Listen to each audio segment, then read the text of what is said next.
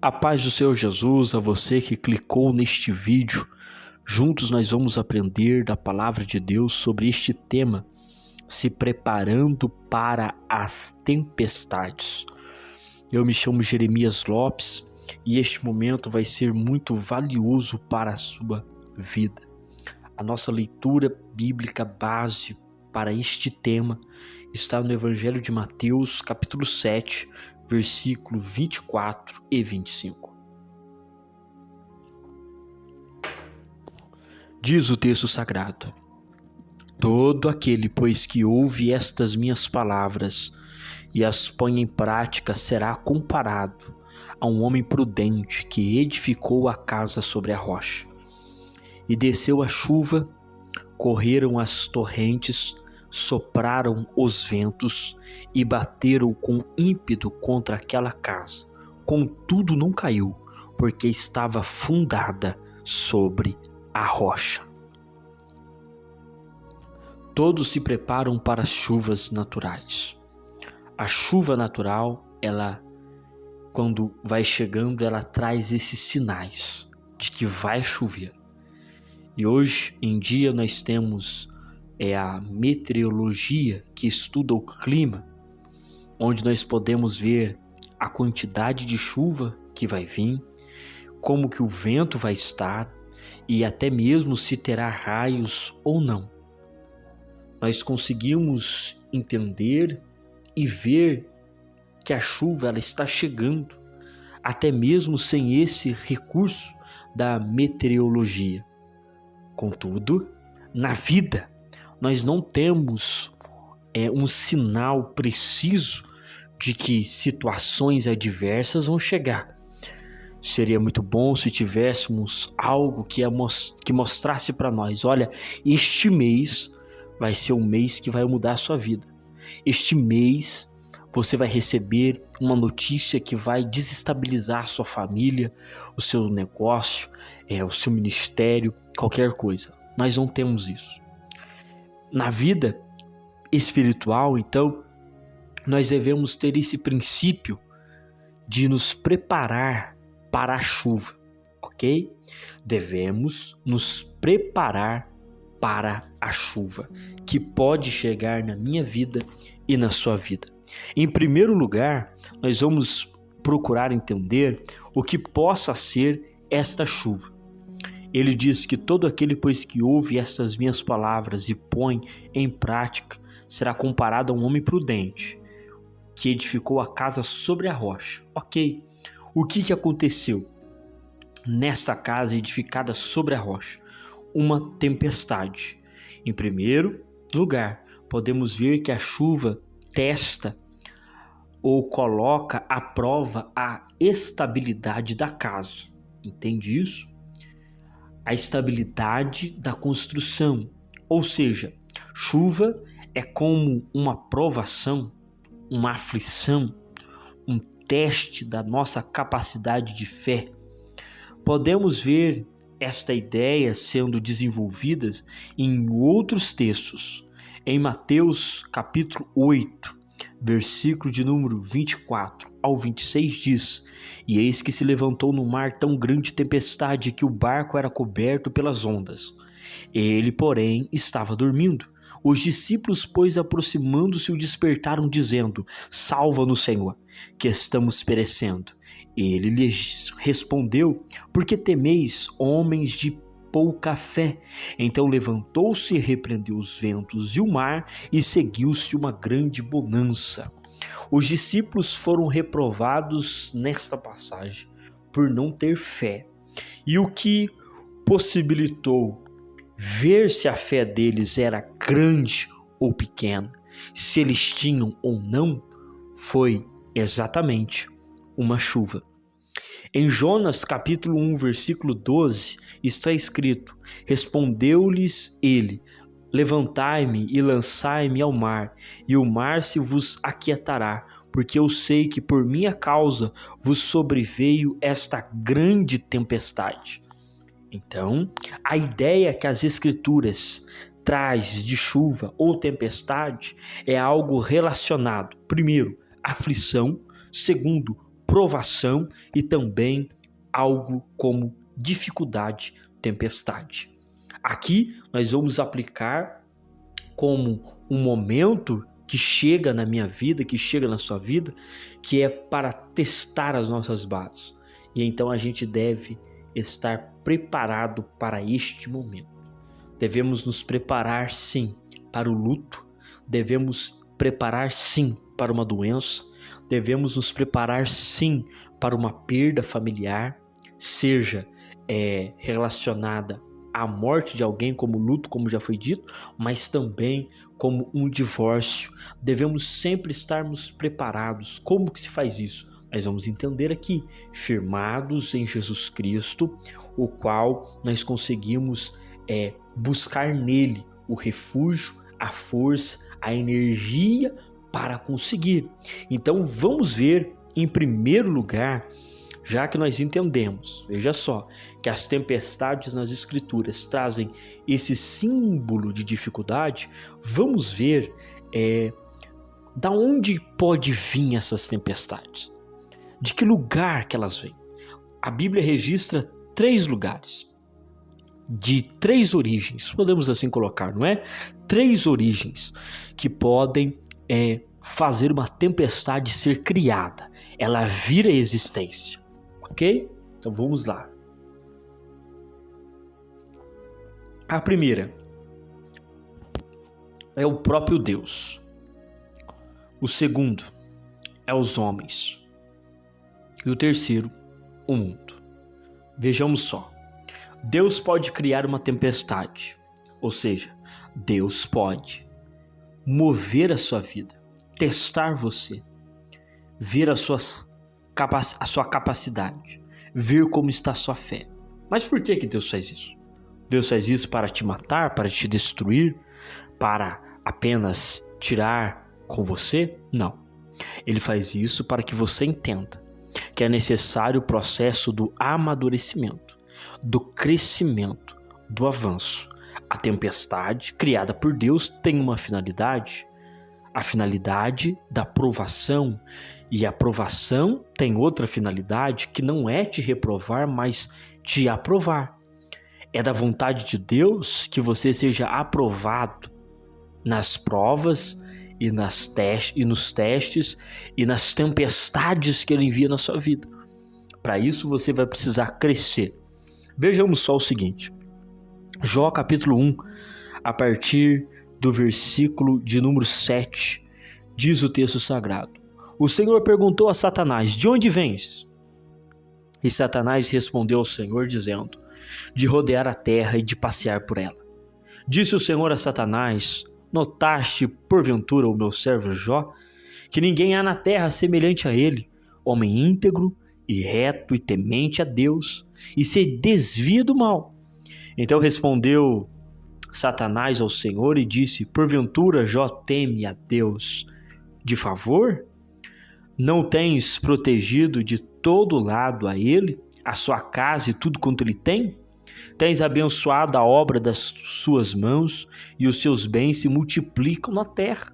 Mas estende agora a tua mão e toca-lhe em tudo quanto tem, e ele blasfemará de ti na tua face. Ao que disse o Senhor a Satanás: eis que tudo que ele tem está no teu poder, somente contra ele não estendas tua mão. E Satanás saiu da presença do Senhor. Porque Deus criou esta tempestade? Sabe por que Deus criou essa tempestade? Para que Jó chegasse no capítulo 42 com essa resposta. Então respondeu Jó ao Senhor: bem sei eu que tudo podes, e que nenhum dos teus propósitos podem ser impedidos. Com os ouvidos eu ouvia falar de ti, mas agora, olha só, os meus olhos te contemplam, ó Senhor. Por que Deus permitiu esta tempestade na vida de Jó? Para que Jó respondesse desta forma no final. Jó conhecia Deus? Sim. Jó temia Deus? Sim. Mas no capítulo 42, você vê um Jó transformado e com uma visão única. e particular de Deus. Entende isso aqui? Então Deus prova-nos só para uma situação, para que a gente amadureça nesse processo. Jó foi testado em todos os seus limites, mas Deus o sustentou, o ajudou, e Jó apenas entendeu a vontade de Deus. E qual era? Que ele crescesse mais e mais em conhecimento de Deus.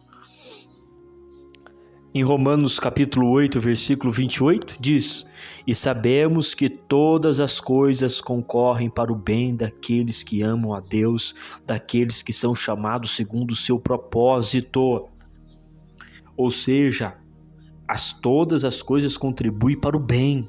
Para o bem de quem?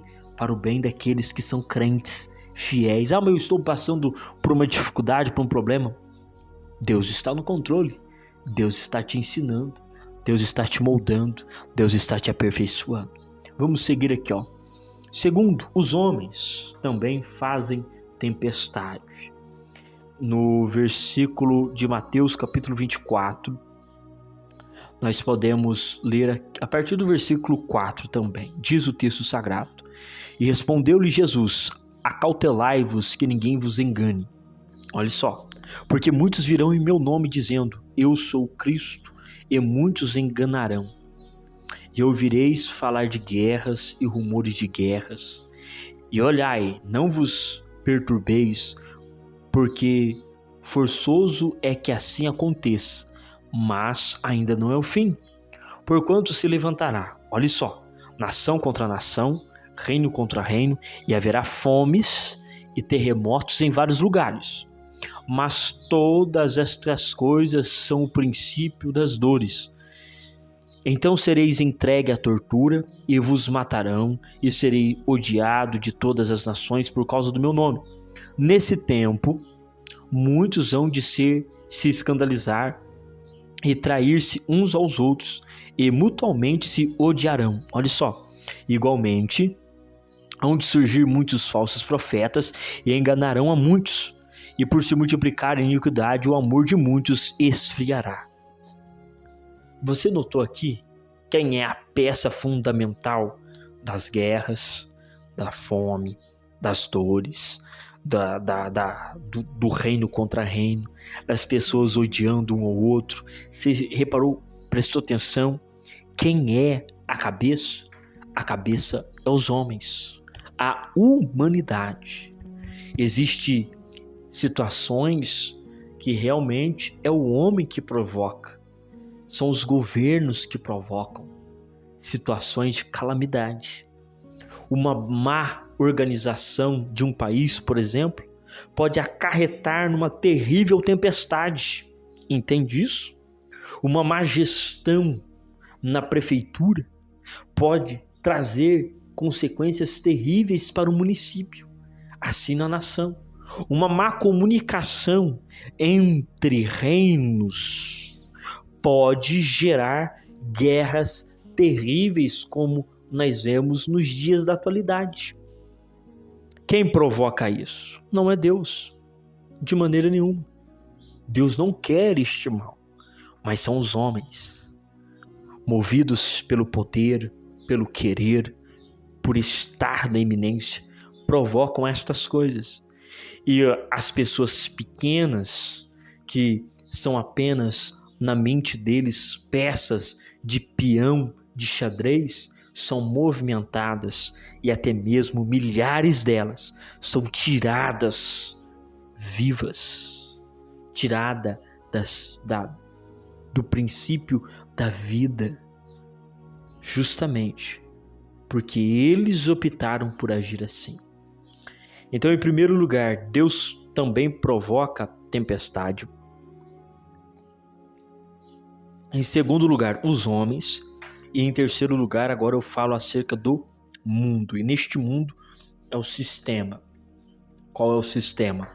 O sistema que o inimigo vem trabalhando. Ele também provoca isso em nós. Diz o texto sagrado em João 16:33. Tenho-vos dito estas coisas para que em mim tenhais paz. No mundo tereis tribulações, mas tende bom ânimo. Eu venci o mundo. E esse mundo aqui eu coloquei justamente para que você entenda que neste mundo pode acontecer uma doença. A doença não é culpa nem do homem, não é culpa de Deus, é o mundo, a natureza, certo? A nossa natureza que está corrompida, né? O nosso corpo que não é mais perfeito neste mundo, ele vem a padecer por um câncer, por uma má alimentação incorreta, uma diabetes. No mundo nós temos isso, e aqui eu coloco o mundo como a natureza, esse processo de viver, entende? Então, ok, nós vimos em primeiro lugar, nós vimos aqui realmente o que significa chuva, da onde são as origens, e agora nós vamos para esse tema então, como nos preparar para todas as tempestades. Mateus 7:24. Todo aquele, pois, que ouve estas minhas palavras e as põe em prática, será comparado a um homem prudente que edificou a casa sobre a rocha. A primeira coisa que nós devemos entender é esse edificar sobre a rocha. Em Mateus a gente não tem essa visão tão profunda, mas em Lucas nós conseguimos ter uma visão privilegiada, que a gente consegue ver a dimensão que Jesus está falando. Lucas 6:47-48 diz: todo aquele que vem a mim e ouve as minhas palavras e as pratica, eu vos mostrarei a quem é semelhante. É semelhante ao homem que, edificando uma casa, cavou, abriu profunda vala e pôs os alicerces sobre a rocha. E vindo a enchente, bateu com ímpeto a torrente daquela casa, e não a pôde abalar, porque tinha sido bem edificada. Então nós temos aqui mais ou menos 3 elementos fundamentais. Primeiro elemento: o homem, ele edificou a casa e abriu uma profunda vala, ou seja, ele foi profundamente para fazer esta estrutura, entende isso? Ele cavou de uma forma profunda, ele quis que o alicerce fosse bem lançado. Para quem gosta de construção civil e entende um pouquinho, nem precisa construir, mas apenas o entendimento é que quanto mais alto uma construção vai, mais profunda tem que ser as bases, porque a sustentação ela está na terra, entende? Então esse é o primeiro detalhe, cavou de uma forma de profundidade. Então vejamos só, em Marcos capítulo 4, versículo 16 e 17 diz: do mesmo modo, aqueles que foram semeados nos lugares pedregosos são os que, ouvindo a palavra, imediatamente com alegria recebem, mas não têm raiz em si mesmo. Antes são de pouca duração, depois, sobrevindo tribulação ou perseguição por causa da palavra, logo se escandaliza. Aí você deve estar perguntando, mas o que é isso? O que tem a ver uma coisa com a outra? Jesus está falando de uma construção, agora você está aplicando uma semente. Veja só aonde que eu quero que você entenda aqui.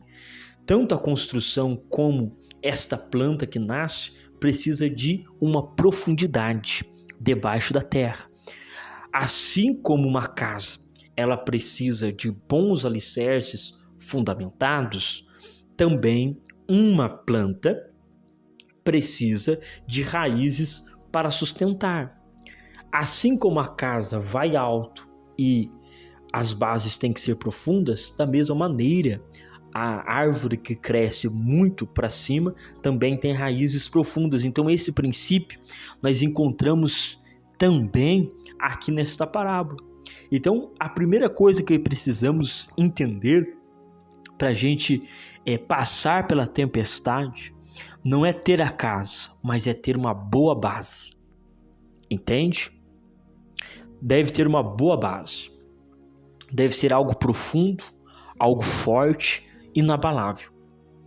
E isso leva tempo, leva dias, leva meses, leva anos para ser construída. Vejamos então aqui, ó. Como serei e onde devo firmar? Como e onde? Essa é uma pergunta que eu coloquei aqui. Salmo 118, versículo 22. A pedra que os edificadores rejeitaram, essa foi posta como pedra angular.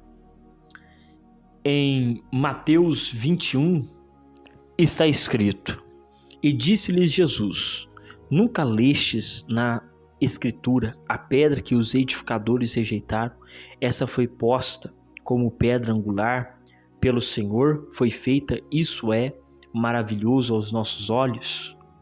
Veja só agora em Atos capítulo 4, a partir do versículo 8. Então Pedro, cheio do Espírito Santo, lhes disse: Autoridade do povo e vós, anciãos, se nós hoje fomos inquiridos acerca do benefício feito ao enfermo e do modo como foi curado, seja conhecido de vós todos e de todo o povo de Israel que em nome de Jesus, o Nazareno, aquele a quem vós crucificastes e a quem Deus ressuscitou dentre os mortos, nesse nome está este aqui, são diante de vós.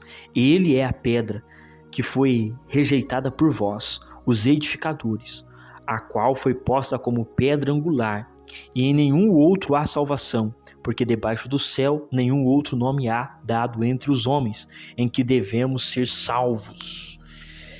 Aonde, como eu sei, não é essa a pergunta que eu coloquei, como eu serei e onde eu devo firmar, como e onde. Como? De forma profunda. Onde? Em Jesus. Você deve se aprofundar. Como? De forma profunda. Aonde? Em Jesus Cristo. A questão é que hoje nós temos nos aprofundado muito na religiosidade. Nós conhecemos a história da igreja, nós conhecemos quem fez, nós conhecemos a construção, nós conhecemos o sistema, liturgia e outras coisas, mas nós não nos aprofundamos em Cristo Jesus. E para se aprofundar em Cristo Jesus, como eu disse, precisa levar primeiro tempo, depois precisa levar qualidade nesse tempo e dedicação, ok? Efésios capítulo 2, versículo 19. Assim, pois, não sois mais estrangeiros, nem forasteiros, antes sois concidadãos dos santos e membros da família de Deus, edificados sobre o fundamento dos apóstolos e dos profetas, sendo o próprio Jesus a principal pedra de esquina, no qual todo edifício bem ajustado cresce para o templo santo do Senhor, no qual também vos juntamente sois edificados para a morada de Deus no Espírito. Ok. Vamos entender agora como que nós vamos fazer esta fundação. Veja que nós entendemos que primeiro ela tem que ser de uma forma profunda em Jesus. Agora vamos ver como que a gente se aprofunda então em Jesus. Em 2 Pedro capítulo 3, versículo 17 diz: Vós, portanto, amados, sabendo isso de antemão, guardai-vos do que pelo engano dos homens perversos sejais juntamente arrebatados e descaiai da vossa firmeza. Antes, crescei na graça e no conhecimento de nosso Senhor e Salvador Jesus Cristo. A Ele seja dada a glória, assim agora como até o dia da eternidade. Nós precisamos então nos aprofundar em Jesus. Antes, crescei na graça e no conhecimento. Edificar, fazer crescer a graça e o conhecimento. Graça, práticas de oração, jejum e temor de Deus. Conhecimento, leitura e estudo da palavra. Entende? O que é crescer na graça? Crescer na graça é crescer nesta relação de amor, de estar com Jesus, oração, jejum, temor a Deus. E o que é crescer no conhecimento? Leitura e isso que você está fazendo agora, estudo da palavra. Depois de haver feito isto, conclusão, você estará firme. Todo aquele, pois, que ouve estas minhas palavras e põe em prática será comparado a um homem prudente que edificou sobre a rocha a sua casa. Nossa preparação para a tempestade se dá na construção, com o fundamento lançado em Jesus Cristo e a prática consolidada de uma convicção de fé irá nos preparar para uma grande tempestade. Como está a sua construção? E aqui eu quero aplicar para você que está fazendo este estudo. Como está a sua construção? Estar firme ou tem algumas trincas? Falta de gosto de estar na casa de Deus, falta de gosto de estar em comunhão com os irmãos, falta de gosto de oração, jejum e palavra, falta de gosto de pensar nas coisas do céu, são trincas, rachaduras que sua construção está. E é uma coisa terrível, uma casa bem feita, uma casa terminada, e você encontrar uma trinca naquele lugar. Seja uma trinca no reboco, uma trinca debaixo da janela, uma trinca na quina, aonde estiver, ela se torna feia. Está tudo certo, mas existe uma trinca. Então eu estou perguntando para você, você olhando para você hoje, você encontra alguma trinca? Você encontra alguma coisa que precisa ser ajustada, arrumada?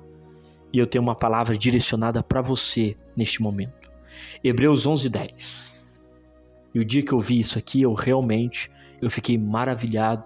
Como a palavra de Deus ela é ampla. Como a palavra de Deus ela realmente tem uma abertura para te ajudar em tudo. Em tudo. Nós nunca estamos sozinhos. A palavra de Deus nos mostra isso, que em todo momento Deus está nos ajudando. Hebreus 11:10. Porque esperava a cidade que tem os fundamentos, do qual o arquiteto e edificador é Deus. O Senhor Deus é um pedreiro. Ele é um construtor, um edificador. E se a sua casa ela está realmente danificada, esse pedreiro ele pode passar aí. E ele pode arrumar as suas trincas. Aquilo que está faltando, ele pode dar aquela ajustada. Ele pode pegar o plumo, a régua e trabalhar em você. Ok? Deus pode reconstruir a intimidade com você. Deixa Deus ser o pedreiro, mestre de obras, e seja você um servente, um auxiliar de Deus. Deus tem as ferramentas para restaurar, mas tudo isso será realidade se você quiser. E lembrando e finalizando aqui, todo aquele, pois, que ouve estas minhas palavras e põe em prática. O segredo da casa bem edificada é ouvir, não só ouvir, mas também colocar em prática.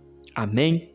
Que Deus em Cristo Jesus te abençoe, te guarde, te livre de todo mal, que você possa ter compreendido da palavra de Deus e que o Espírito Santo continue ministrando no seu coração mais e mais acerca deste assunto e que você possa crescer nestas lições. Oremos ao nosso Deus. Senhor, nosso Deus e nosso Pai, agradecemos a Ti por esse estudo, por este momento em que passamos na Sua presença, estudando a Tua palavra, a Sua palavra que é doce, que é meiga, que é santa, que é viva. Meu Deus, agradecemos a Ti. Pedimos que o Senhor venha abençoar todos aqueles que vão assistir este vídeo, tanto hoje, como também, Senhor, nos anos que hão de vir. Ó Deus, que esta palavra, ela possa se renovar toda manhã e que as vidas sejam alimentadas, revigoradas, fortalecidas e que o conceito da Tua palavra seja ampliado na vida do Teu povo, Pai. Em nome de Jesus, lhe pedimos esta bênção e também agradecemos por tudo. Ó Deus, venha continuar com cada um dos Teus filhos, protegendo e livrando de todo mal. Em nome de Jesus. Amém. Graças a Deus. Não se esqueça de se inscrever neste canal, venha fazer parte desta comunidade de oração, de intercessão e também de estudo da palavra. Aqui tem aquele estudo da palavra simples, não é? Nada assim muito rebuscado, mas é a palavra de Deus verdadeira, santa, e a gente vai juntando ali esses quebra-cabeças da Escritura e ela vai nos mostrando o caminho, a direção que devemos seguir, tá bom? Que Deus em Cristo Jesus te abençoe e te guarde, e eu te espero aqui nos próximos vídeos, e é uma honra receber você.